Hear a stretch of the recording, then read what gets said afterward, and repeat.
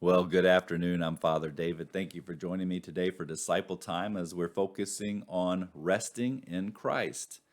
Now, all through Lent, our small groups here at Holy Communion Church are moving through the series, The Chosen. And so each week we're asking ourselves the question, what does it mean to be chosen? This week, the answer to that question is it means you rest. And that is, we take time for that Sabbath to be in the presence of God and to just be rejuvenated by that time that God is telling us to set aside to spend with Him.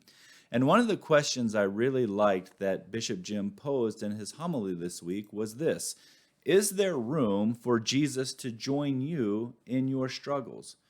And this is an important question because we're all going to move through struggles and trials, but that might look very different if we have Jesus in them versus if we don't. And I think that it's really obvious to consider this today, being that it's the optional memorial of Saint Perpetua and Saint Felicity. These were two Christian martyrs that were martyred in 203 AD for their faith by being thrown to beasts, literally, in an arena in Carthage, which was a Roman province in northern Africa. And interestingly enough, as this picture depicts rather brutally, they were not fully killed by the beasts that they were thrown to, so their captors had to come out and finish them off by swords. And so when we think about the question, is there room in your struggle for Jesus to join you?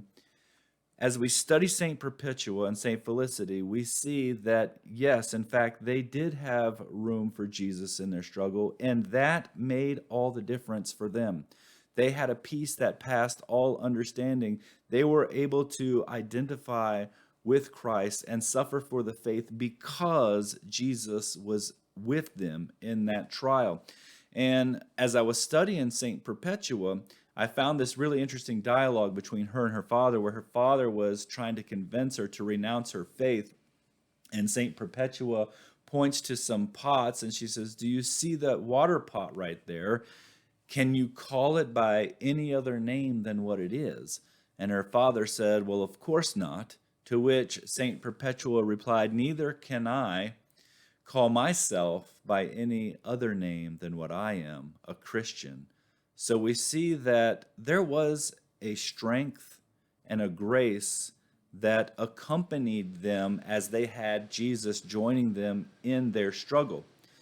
There was also another question that Bishop Jim asked that stood out to me and I think is very appropriate for today's readings, because the other question he asked is, who would you want to be by your side in your time of need? And I think we can all think of people that we would want to be by our side in times of need, our relatives, people we're close to, friends. But as we see here with Saint Perpetua and Saint Felicity, is that there was a very special type of company that came from having a brother or sister in Christ that also had Jesus joining them in the struggle, in with them by their side. So the interesting thing about these two saints is they kind of came from opposite sides of the tracks, right? Saint Perpetua was a noblewoman, very well to do. Saint Felicity was a slave. And so her lifestyle looked very different. But as they both came to faith, they were sisters in faith through Christ. They were both new mothers. They were both Christians. They were both going through this trial, this captivity, this martyrdom. And what we see all through history, really, is that through Christ, we are united as people. And it's a unity that passes the social structures that the world wants to put on us. And so I really like what Paul said in Galatians 3:28. There is neither Jew nor Greek. There is neither slave nor free person. There is not male and female, for you are all one in Christ.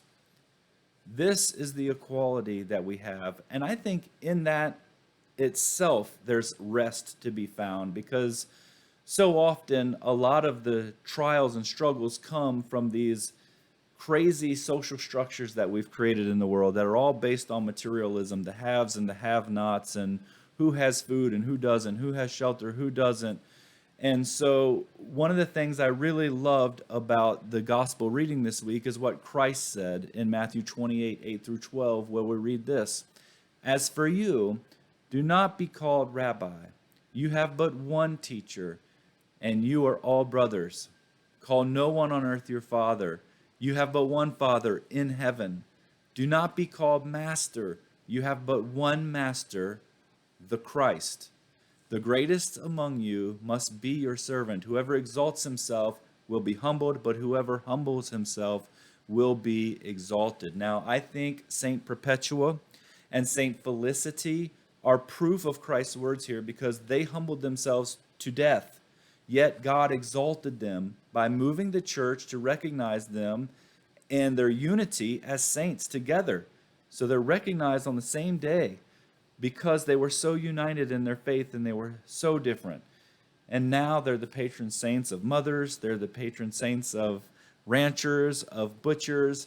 And the truth is really that Saint Perpetua and Saint Felicity found rest and peace in Christ when they needed it. Why?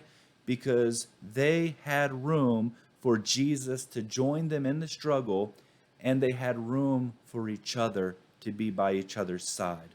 So, as we move forward this week, what is our application? It's this: whatever our struggles in life, let's be thankful for those who walk alongside of us, and let's help each other rely on that peace and rest that we all have in Christ.